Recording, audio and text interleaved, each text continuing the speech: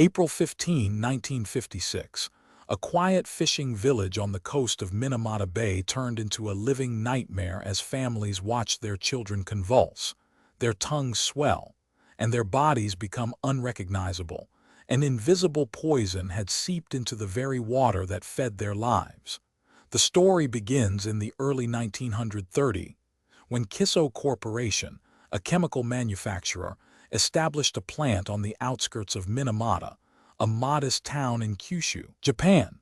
The factory's primary output was acetaldehyde, a key ingredient for producing synthetic fibers, but the production process required the use of mercuric sulfate as a catalyst. For years, the company discharged waste laden with mercury directly into the bay, assuming the tides would dilute the toxin. The sea, however, was a perfect conduit, spreading the heavy metal through fish, shellfish, and eventually the mouths of the very people who had relied on the bay for generations. In the early 1950s, reports of an unknown disease began to surface. Fishermen and their families who ate the abundant seafood started experiencing sensory disturbances, numbness in the fingers, loss of peripheral vision, and a peculiar metallic taste. As the condition progressed, victims suffered tremors, difficulty walking, slurred speech, and in severe cases, paralysis. The disease earned the name Minamata Disease after the town itself, but its cause remained a mystery, shrouded in fear and stigma. Medical investigators, led by Dr.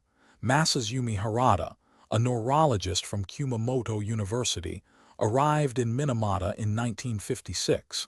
Harada's team conducted meticulous examinations, noting a pattern that linked the disease to the consumption of fish and shellfish from the bay. Their findings pointed to a neurological disorder resembling the symptoms of known mercury poisoning, yet no one in the community had been exposed to industrial mercury directly, except through their diet. The hypothesis that mercury was the culprit began to gain traction, but powerful corporate interests dismissed the claims, insisting that the symptoms were the result of a nervous disease, unrelated to the plant's waste.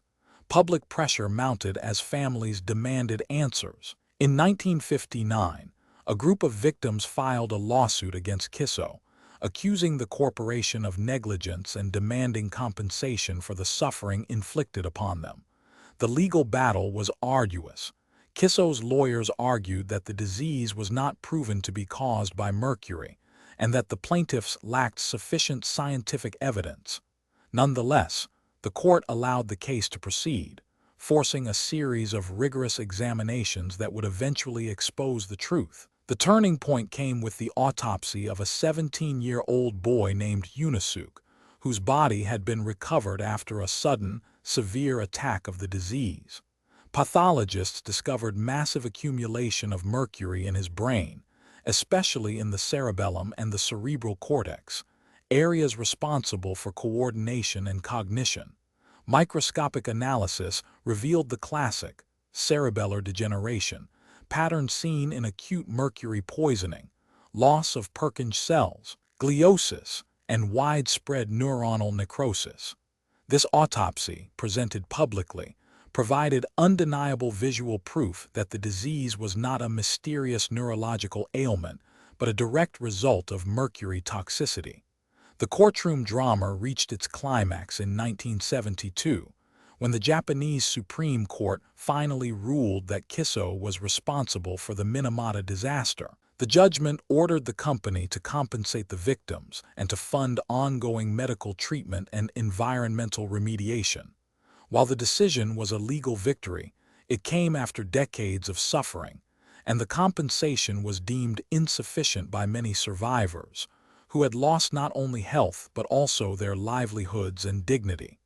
Beyond the courtroom, the aftermath reshaped environmental policy in Japan and worldwide. The Japanese government enacted the Pollution Control Law in 1970, mandating stricter regulations on industrial waste disposal and establishing the Ministry of the Environment.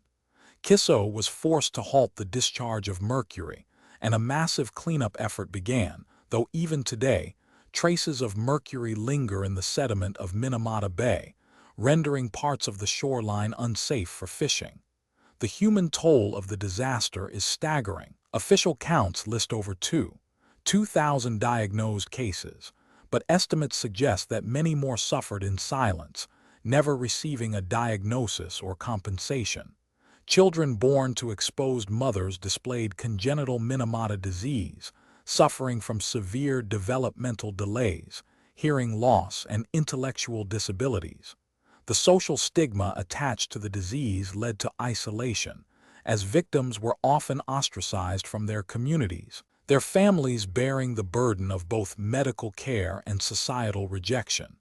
The Minamata tragedy also sparked a global movement toward corporate accountability and environmental justice.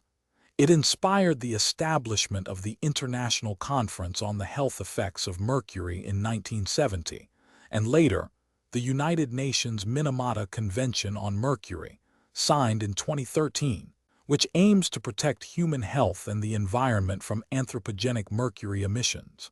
The legacy of Minamata serves as a cautionary tale. When industry prioritizes profit over planetary health, the consequences can scar entire generations. Today, a memorial park stands where once the bustling fish market thrived, its statues bearing the names of those lost to the disease. Survivors and their descendants continue to advocate for stronger protections, sharing their stories to ensure that the silence that once surrounded the mercury's deadly spread never returns. The bay's waters have slowly begun to recover, but the scars on the community remain a vivid reminder that the cost of environmental neglect is measured not in dollars, but in human lives. The Minamata Disease Disaster underscores a fundamental truth. Science, when silenced by corporate interests, becomes a weapon that harms the most vulnerable. Subscribe to the Autopsy Files for more stories like this.